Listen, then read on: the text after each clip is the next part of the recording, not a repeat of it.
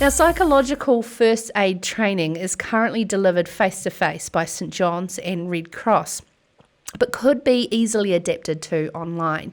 This has the potential to be an important first line of defence in addressing the growing mental and emotional distress in New Zealand we all know that we have, and of course rising as a result of the impacts of COVID-19, as our next guest is proposing to push forward on. National Party spokesman for mental health, Matt Doocey, from of course our neck of the woods, MP for Waimakariri, joins us now. Good evening, Matt. Good evening, Sarah. Hey, thanks for allowing me to be on your show. I feel a bit like first-time caller, so you'll have to be gentle with me. Yeah, absolutely. I won't Marcus Lush you if anyone listens to him at night. I feel he's a bit rude, throws people under the bus.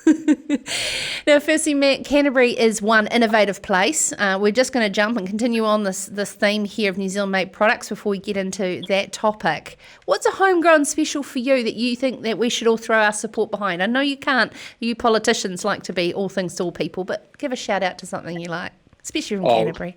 Well, look, we are highly innovative. We are world leaders. That's why we are the best rugby region in the world, of course.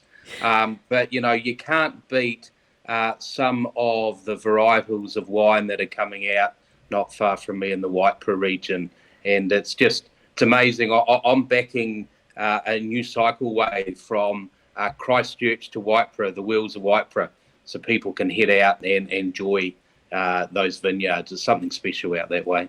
Can I just say that heading back here, we might need to be on e-bikes just so that it can take over. There's a huge amount of great wineries, and Black Estate is definitely one of mine. Now, the reason we have got Matt on the show is certainly not to talk about Waipara wines. It's to talk about this concept.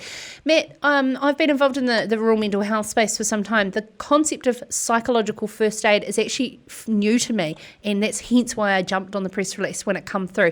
Can you please give an understanding of what has already been happening on our front line, as we said, Red Cross and St John's?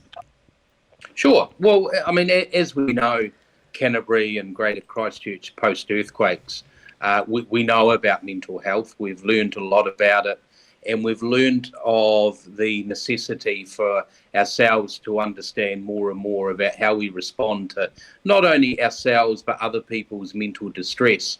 And what we do know, in fact, there was a recent article in the Lancet magazine that was published to say that based on other outbreaks such as SARS and Ebola and H1N1, we know that when we have isolation, the fear of infectious disease, that generates high rates of mental distress amongst our communities.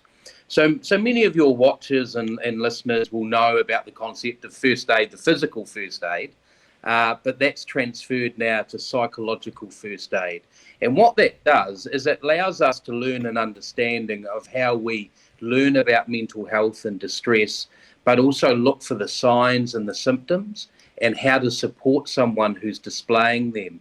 And my proposition that if we were to roll out free psychological first aid, then we could learn those signs and symptoms to how we support our friends, our families, our neighbours, our work colleagues in what is a difficult time ahead of us. Matt, that's certainly one of my biggest takings from the Will to Live national tour that we did last year with my sister Ellie, and is the fact of the questions coming in as people like John Kerwin and Doug Avery have done great work in the space of making us aware that it's okay to not feel okay, but the next step seems to be, I don't know how to help somebody who's struggling. We're not sharing those tools. What would you like to see publicly funded for free that educates New Zealanders on how to help people? Yeah, well, that's why I'm calling for the psychological first aid, because I think this is an important first step, almost a front line. But what we also have to look at is the different variations of how it's delivered. I mean, you mentioned the great work that you've achieved and are doing in the Will to Live, and that is about rural communities coming together. Farming and rural people want to talk to other farming and rural people, so we can skill up our rural support trusts and other people to make sure that those skills and the knowledge is transferred to other people in the communities. Another way for bigger cities and metropolitan areas will be providing the psychological first aid training online. so people can go on, they can access it, and they can teach themselves. Well, that's the big thing, right? So we're looking here at $455 million out of last year's budget. You're saying $3.2 million has been spent to date. But it takes 9 years to train a psychologist. And we just can't speed it up by pouring it into an outdated system. How do you believe, should National be elected in the election, you can actually speed that up, that spend up into the right places? Yeah, well, a lot of this is unfortunately slowed down because everything gets centralised. I think what we should do is have a high trust model where we make sure we put money into community services where local people can decide what's the best use of that money. For instance, when we look at rural communities, part of my electorate, Waimakariri, is a rural community. Rural people want to talk to other rural people about mental health. Still now, many of the male farmers will still get their wife to ring up and make the GP appointment.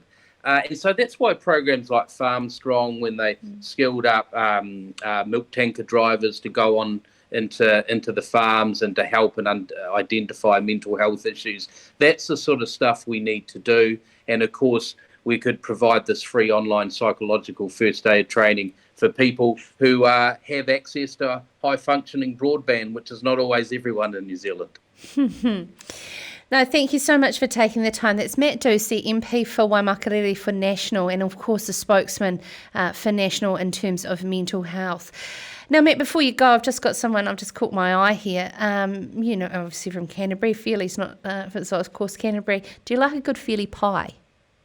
I do. I love a very good pie. Not only Feely's good for their pies, but as a young fella, I used to do an annual pilgrimage down to the Feely A&P show, and that was a good time as well. Absolute cracker, Mackenzie A&P show. It's always Easter Monday.